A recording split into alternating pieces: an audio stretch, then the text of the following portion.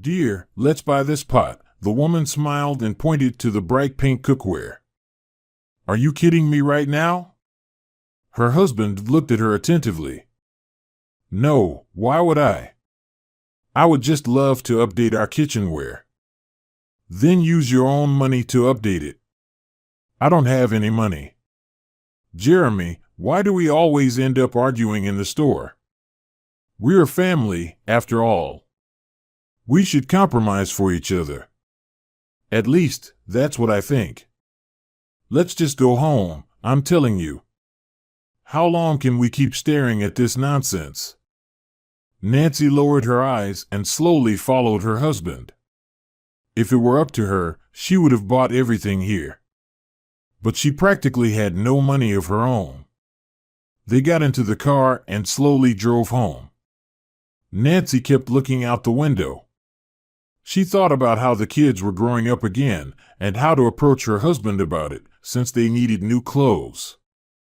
Jeremy looked straight ahead, lost in his thoughts. Hey, should we stop at the store and buy some meat? Jeremy, I hardly have any money. Got it. Then let's go home. Nancy was surprised that he didn't even try to offer his own. But he clearly had some. He was always saving them for something.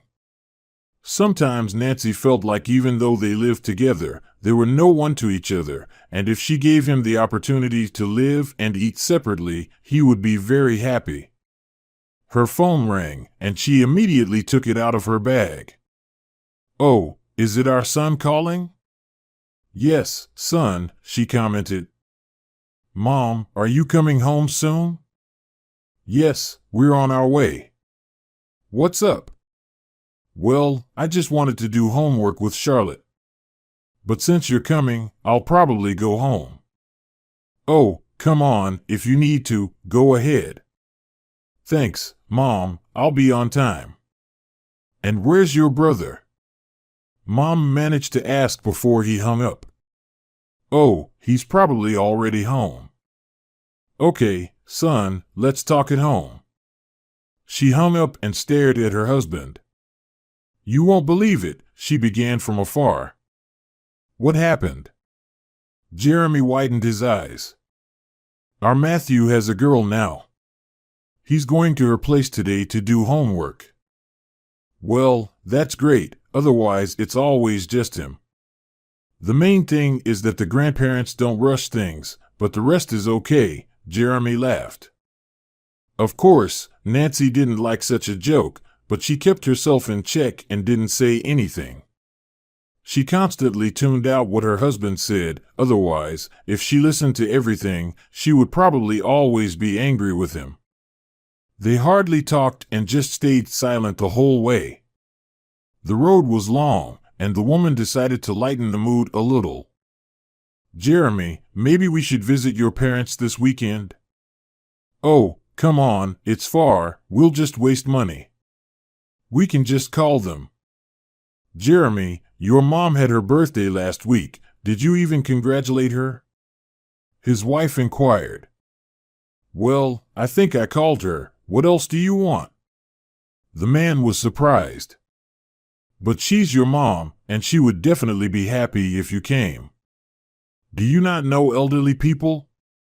Like little children, they love attention very much. Nancy, I really don't have time right now. Let her wait. When we have time, we'll definitely visit, but definitely not now. She just looked out the window for the rest of the journey. Sometimes it was better to keep quiet to avoid angering her husband. That's how they lived. Back home, Nancy watched her husband closely, who had just finished eating and hadn't even cleared his plate.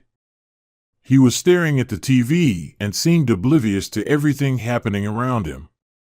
This instantly annoyed Nancy, but gritting her teeth, she asked, Jeremy, couldn't you at least clear your plate?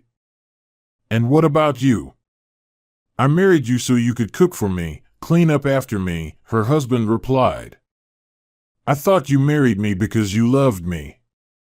Turns out, you only did what's convenient for you as usual. Quit yapping, I'm trying to watch TV here. Nancy got up from the table, collected the dishes, and headed to the sink to wash them. Sometimes she heard her husband laughing. Apparently, there was something interesting on TV. That's how their evenings went. Jeremy would come home from work, have dinner, and spend the rest of the day in front of the TV. Nancy's day was filled with various chores. Firstly, this couple had 2 children, twins Gregory and Matthew. Nancy still remembers the day when they were told she was carrying 2 babies. It was pure happiness. Even her husband was happy then. And when they found out they were having 2 boys, he was overjoyed. He used to be different, kinder. Nancy often reminisces about those times. The boys were 10 years old now. But that didn't mean there were fewer responsibilities with them. However, Jeremy believed that once the boys started school, Nancy would have a lot of free time. And now, in addition to her job, she had to handle all the family responsibilities well. Jeremy criticized Nancy for not having time to wash the dishes or cook dinner. He didn't care at all that Nancy was tired from work and barely dragging herself home. After washing all the dishes, the woman went to the bedroom, lay down on the bed, and rubbed her hands with cream.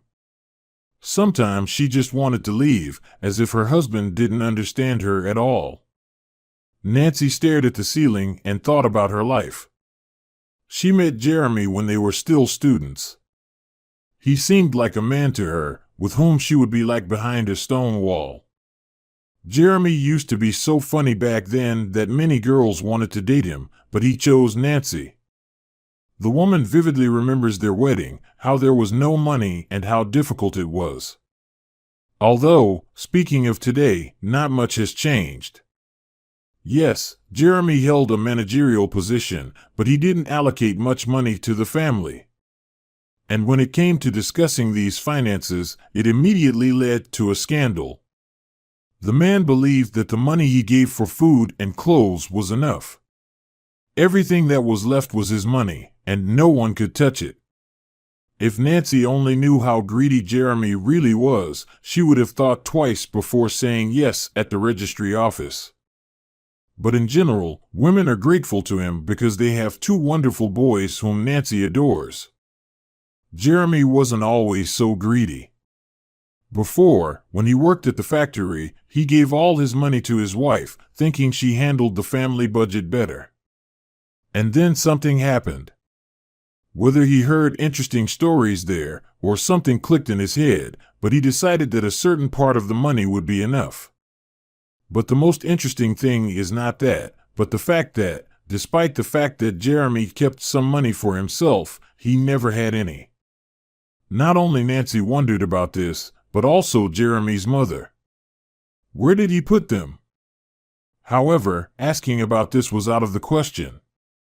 The man didn't buy himself anything expensive, didn't drive a fancy car, and didn't give expensive gifts. Everyone knew that his salary was several times higher than what he brought home. Nancy was sure that Jeremy wouldn't cheat. But he wasn't that kind of person.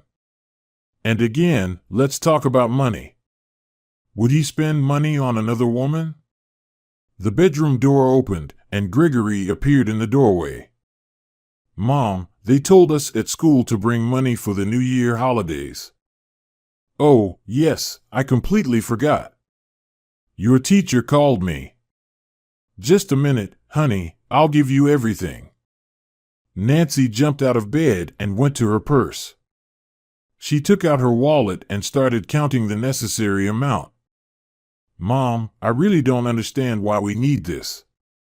After all, we're already big, and we don't believe in Santa Claus. Why do we need to give money for these sweets? Son, it's just the way it is. No one will be giving you sweet gifts for another year or 2, Nancy smiled. Gregory sighed heavily and carefully put the money in his pencil case.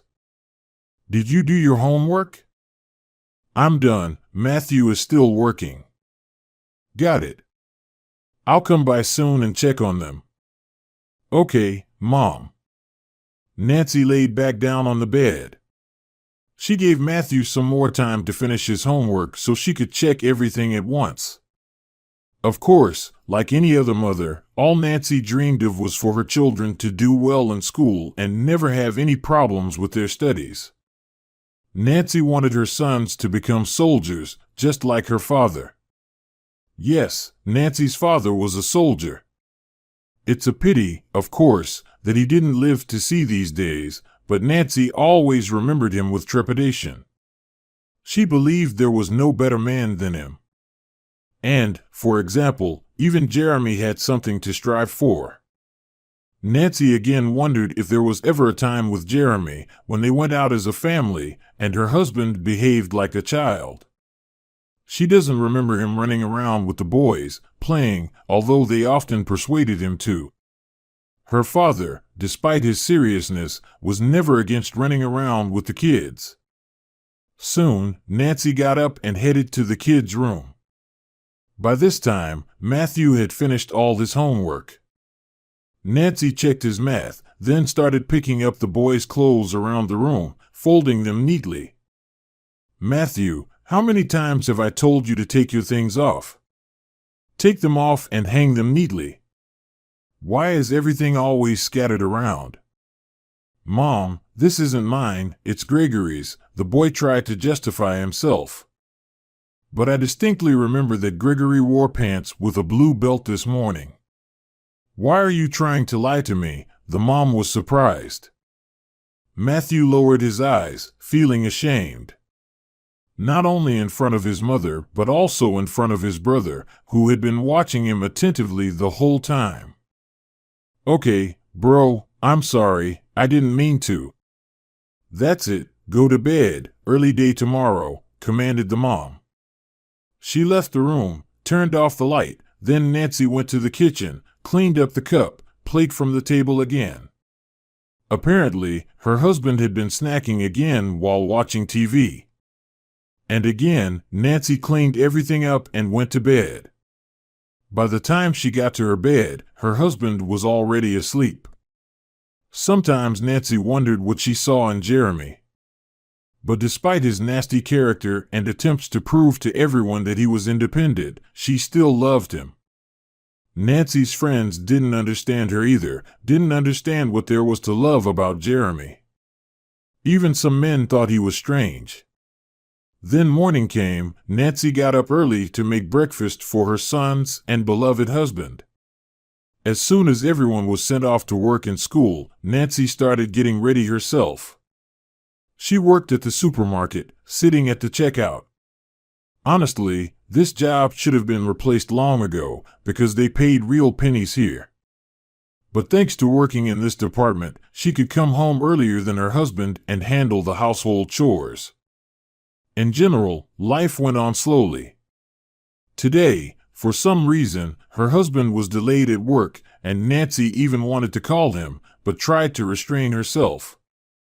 She knew that as soon as she called her husband, she would immediately have to hear about how she was bothering him, how he was driving, and why worry about him at all. He's a grown man, and nothing can happen to him. The woman still waited for her husband. He showed up closer to midnight. Jeremy, where have you been? I couldn't find a place for myself, she confessed. What do you mean, where have I been? At work, of course, and you know that perfectly well. You've never been late before, and then suddenly you're late. It's already late at night. Well, then, I had things to do. And anyway, pack my bag, I'm leaving for Washington tomorrow evening. To Washington? Why? George is planning to open a branch in Washington today. So, I'm going to meet the staff. But why should you do that? George always took care of it, Nancy clarified. He was doing it until I got promoted, her husband specified. Got it. Okay, I'll pack it. Great. I'm going to bed now, I'm terribly tired. Perhaps Nancy wanted to ask her husband many more questions, but as always, he wasn't in the mood. She knew that he received his paycheck today, but he didn't give her anything. Apparently, he was so tired that he just forgot about it. In the morning, when Nancy went to the kitchen, she saw money on the table and a note. The note said that there was a little less here because he took some for the road. There were no bags with clothes either, so he would go straight from work. This slightly alerted Nancy because she thought her husband would at least kiss her goodbye. In general, their relationship had been cold for a long time. Sometimes her husband just went to sleep in the big room. Talking about any romance was already pointless. However, deep down, Nancy still hoped that everything could change. She wanted to go back to the time when they were insanely happy, when they loved each other and at least talked heart to heart. In general, Jeremy left without saying goodbye. He only called his wife late in the evening when he reached Washington. He said he had checked into a hotel and would attend an important meeting tomorrow. And how long he would stay in the capital was still unknown. It must be admitted that Nancy was very sad and lonely. On the very first day, she didn't know what to do with herself. Everything seemed fine, as before. It could be imagined that her husband was just watching TV in another room. Even on ordinary days, he didn't really talk to her. But Nancy felt lonely and didn't know who to share it with. The next day, Nancy's friend came over. Nancy decided that spending time with her friend would be beneficial and she wouldn't think about nonsense. They sat in the kitchen, drinking tea. The conversation, of course, was about men. "Nancy, I don't understand you. You have so many opportunities. You should forget about Jeremy and find someone interesting," her friend advised. "But who will I find? Just think about it. Who needs me with 2 kids? You're so beautiful, you'll have a line of suitors. I don't need anyone. I still love Jeremy, and even though he's not the same as he was in his youth, my love for him is still alive." Nancy looked away. "I don't understand why you love him at all. He's greedy, materialistic, and just unpleasant." Her friend wrinkled her nose. "That's just how it seems to you. Jeremy is actually very kind." "Well, it's your business. But I could never live with someone like your Jeremy." Nancy knew very well that her friend Diana didn't like her husband.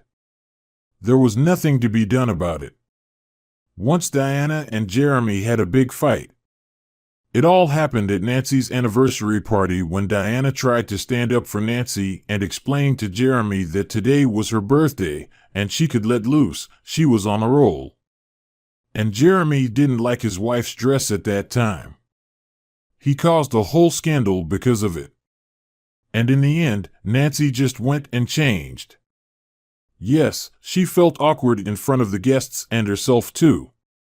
But again, she attributed everything to the fact that her husband just wanted what was best.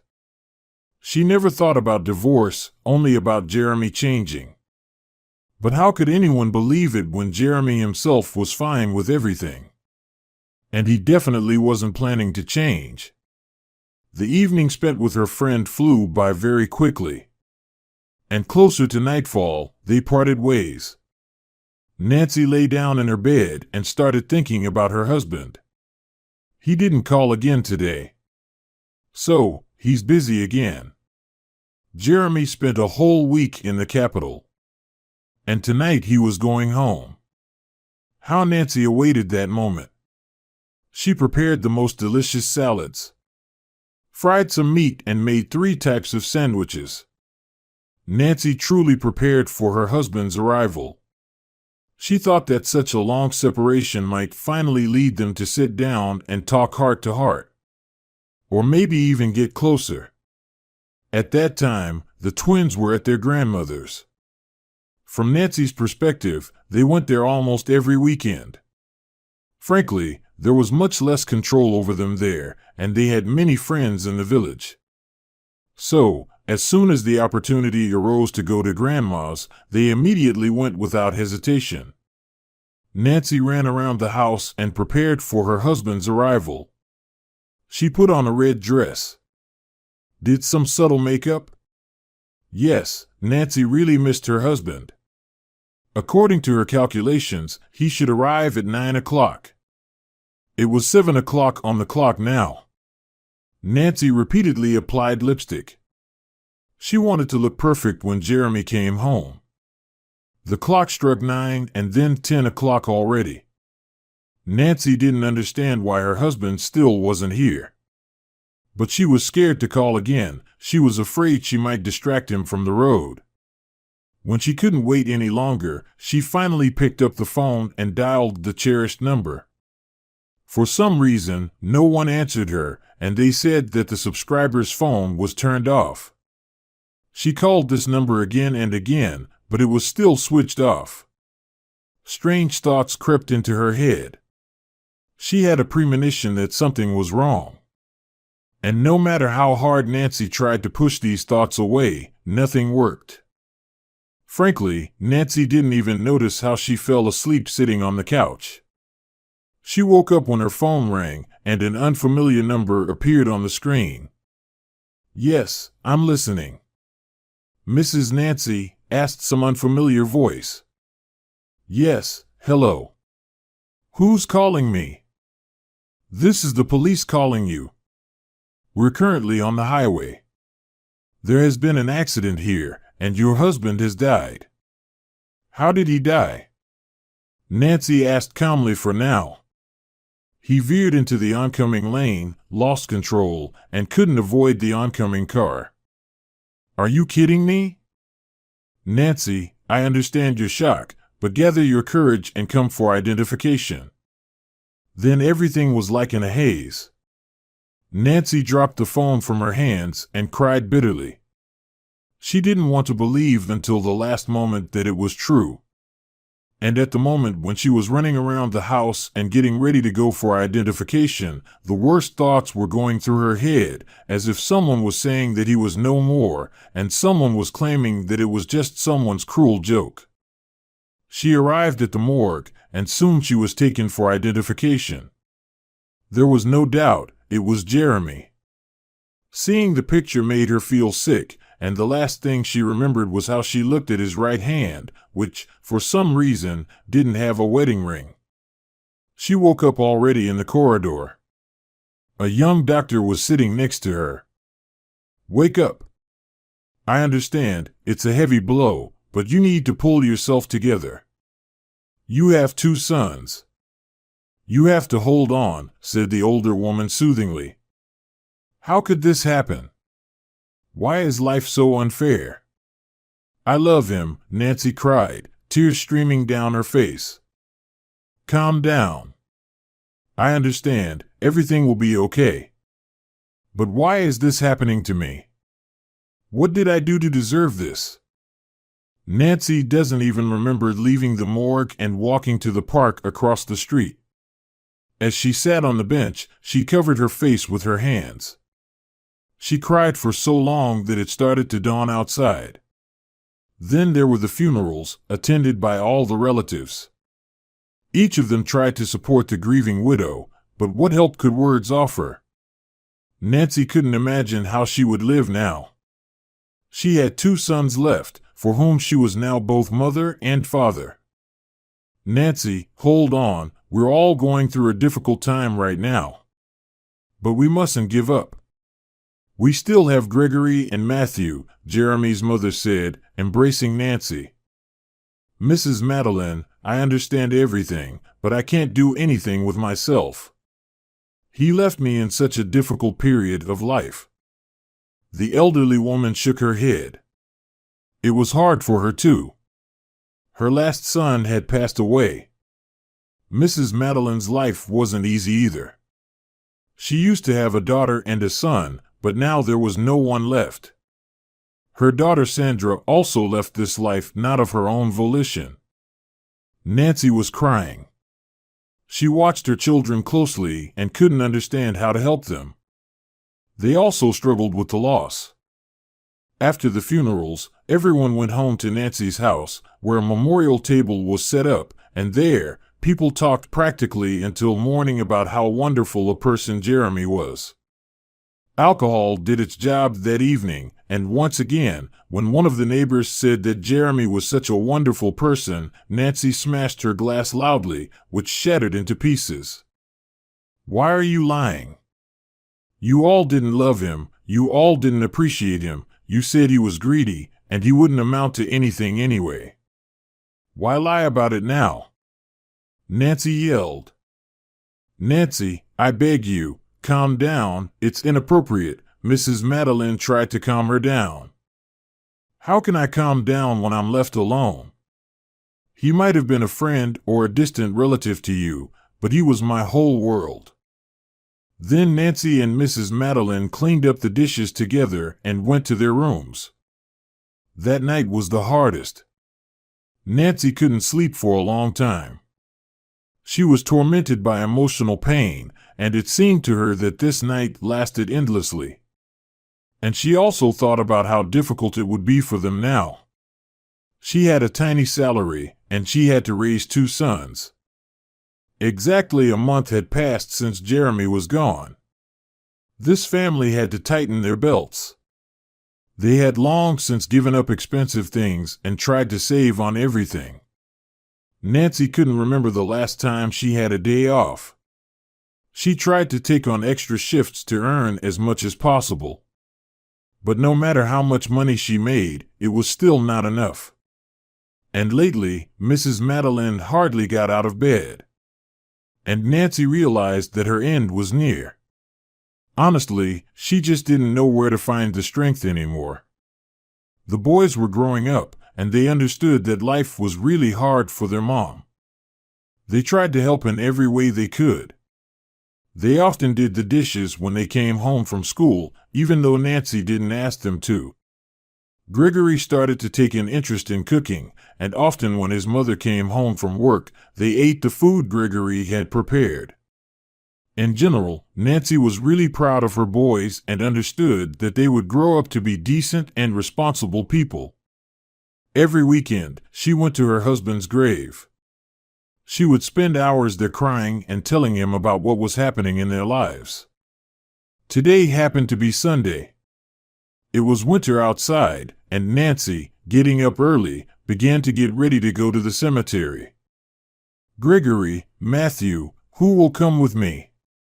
"Mom, I'm sorry, but today we wanted to meet up with friends, and I don't think it's necessary to go to Dad's grave every weekend," Gregory declared. "Son, but it's very important to me." "Mom, I'm sorry, but we won't go." "If it's important to you, then go." "Well, then I'll go." No, Nancy wasn't upset with her sons, she understood perfectly. They were growing up, their interests were changing, and they needed a lot of free time. Soon, they would be fully grown. Girls would appear, and then families. Arriving at her husband's grave, she carefully cleared the snow from the grave and sat down beside it. "Hello, here I am. Nothing new with us. Gregory said today that he wants to go to culinary school." Nancy smiled and ran her hand over her husband's photo. "I know you would have been against Gregory becoming a chef. You would have said it's not a man's profession, that he should work in a factory, not a kitchen. But I think he should choose the profession he likes. And Matthew, he's just like you. Today he said he wants to be a train engineer. One thing worries me. I thought they would always be together, but now it's starting. One becoming a chef, the other a train engineer. They'll study in different places." Jeremy looked at Nancy from the photo, and she felt like he really understood her. "My dear, I miss you so much. You can't even imagine. You know, every time I turn in bed and don't find you there, it's terribly painful. I miss you so much." She could talk to the photo for hours. She hadn't felt warmth or cold for a long time, she just didn't care. Her friend said it was time to move on, to find her own happiness. But Nancy didn't want to listen to anyone. She loved Jeremy and wasn't going to betray him. In the evening, when Nancy returned home, she sat in the kitchen and made herself a cup of strong tea.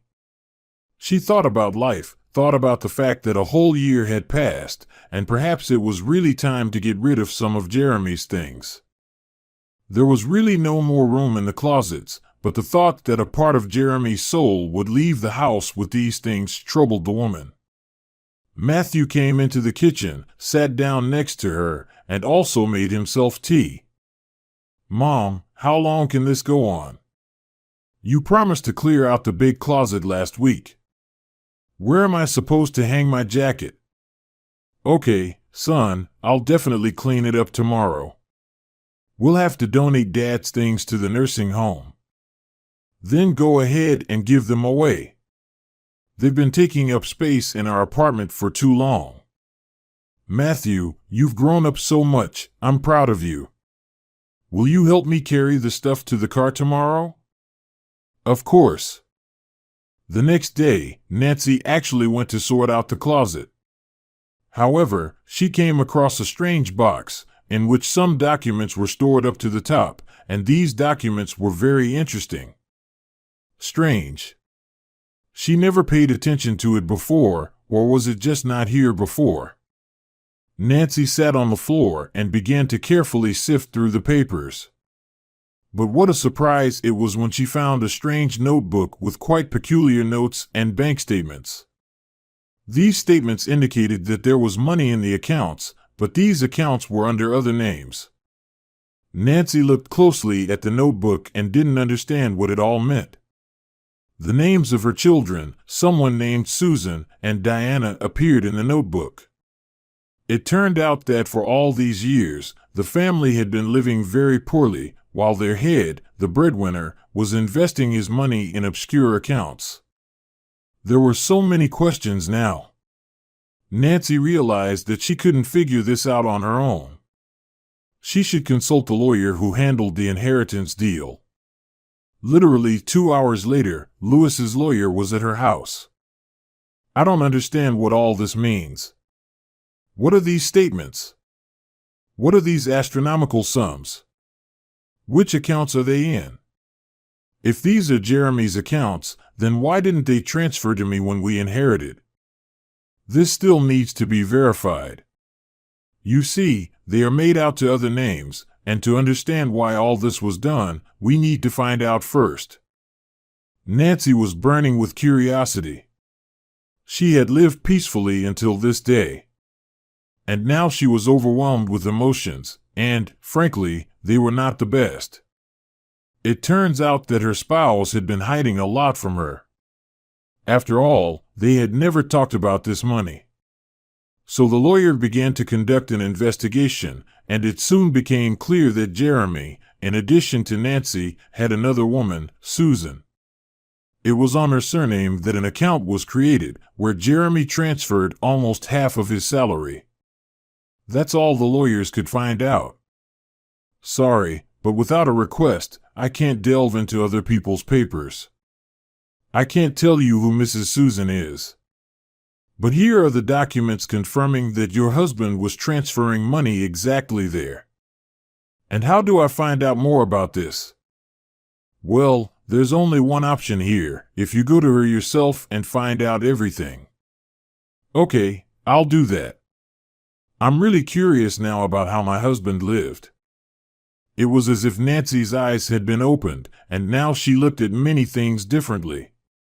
All her life, she had been sure that Jeremy was a decent person, incapable of betrayal, and today she found out that he had been transferring money to some Susan for quite some time.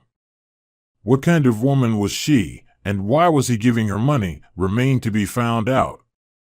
However, Nancy was consumed with desire, and she couldn't be stopped. Literally a week later, she flew to Washington, taking her husband's notebook with her. Already in Washington, she called the number indicated in the notebook and arranged a meeting, introducing herself as an assistant to a notary. A 35-year-old woman came to the meeting, and Nancy had never seen such a woman before. "Did you call me?" "Hello, yes. And what did you want?" "I've already received the inheritance." "I lied to you, and I'm not a notary's representative. I'm Jeremy's wife." Susan's eyes widened. She looked around, then finally sat down at the table. "So you finally found me. Tell me, who were you to my husband? Why was he giving you money? Please, tell me the truth. I can't sleep peacefully. I don't know what my husband was up to." "Your husband and I were lovers." "Does that answer your question?" It felt like the world had just collapsed. Nancy looked closely at this woman and simply didn't know what to say. "I'll tell you more. Your husband and I have a daughter together." "But how?" "I always thought Jeremy was faithful to me." It was difficult to find the right words. It was a long time ago. He was on a business trip, perhaps you remember. Nancy began to recall her husband's business trips in her memory. And yes, there really was a business trip to this city, but it was so long ago. There we met. Things somehow got complicated and entangled. I had to move to your city. And those relationships lasted for 5 years. Then I realized he would never divorce, so I left for the capital. By that time, Diana was already born. I didn't ask him for help, he always helped us on his own. So, it turns out he's helping someone else, while his own family had to beg him for pennies? Nancy shook her head. "Nancy, I knew about you, knew you had 2 sons, and honestly, after those 5 years of relationship, I never intended to claim him." "Well, now everything's clear." "Nancy, please forgive me. I'm living unhappily myself, constantly thinking that I destroyed a family. There was no family there, not for a long time. It's just frustrating that I didn't know my husband well and didn't know he had a mistress and that he was transferring money to someone. Jeremy was really a greedy person, and don't think I didn't have to listen to him for that money. If you want, I'll give it all back. I haven't spent any of that money. I have a wonderful husband now, who's raising my daughter as his own. No, don't worry, it was the will of the deceased. Let them be with you and bring you happiness. You know, I want to ask you something. How would you feel about your daughter interacting with my sons? After all, they're relatives." "Of course, positively. It's a pity we're separated by miles. But maybe someday in the future, I'd be happy." Nancy got up from the table and just left. She no longer intended to talk to Susan.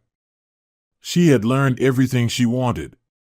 The woman went outside, looked around. Finally, she began to move on. Nancy returned home with a different mindset. She no longer thought about her husband and realized that she could start a new life now. Yes, it was very upsetting that her husband had deceived her for so many years, that he had never told her about his illegitimate daughter. However, Nancy now looked at the situation differently. Perhaps she was partly to blame for her husband's infidelity. Somewhere she didn't pay attention, somewhere she got immersed in raising children, completely forgetting about her husband. After talking to Susan, Nancy stopped going to her husband's grave every week. She finally noticed that she had aged a lot over the past year. She visited a beauty salon and updated her wardrobe a bit. And a few months later, she found a wonderful job. Now she could do whatever she wanted. Soon Nancy met an interesting man. They started dating. Of course, she sometimes thinks about Jeremy. She's very sorry things turned out this way. But on the other hand, if it weren't for this situation, she would never have known that Jeremy was deceiving her, that he had a second family. With Stephen, she feels calm, they are happy, and she feels secure. Nancy believes that their relationship is not just a passing fancy.